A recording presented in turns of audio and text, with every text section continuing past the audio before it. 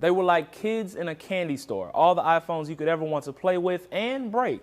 Using a customer's hard drive as a skateboard, how about trading merchandise for booze or for plastic surgery?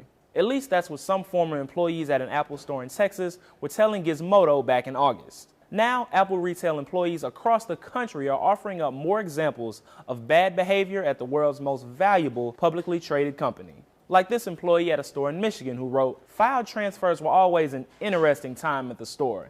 If you were a hot chick getting files moved, guarantee that your files were getting looked through for pictures and video." Another employee, Nicole, says she stole items from the display windows. "I have a giant Nano, iPod Touch, some popcorn, a giant table from the Go Green window.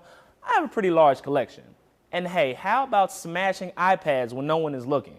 This isn't the first time Apple workers have been in the spotlight. Back in June, the New York Times ran a story about the long hours and low pay of its some 30,000 retail employees in the United States, many of whom earn about $25,000 a year. And Popular Mechanics ran a story, Confessions of an Apple Store Employee, that purports to give a behind-the-scenes look at the secretive retailer.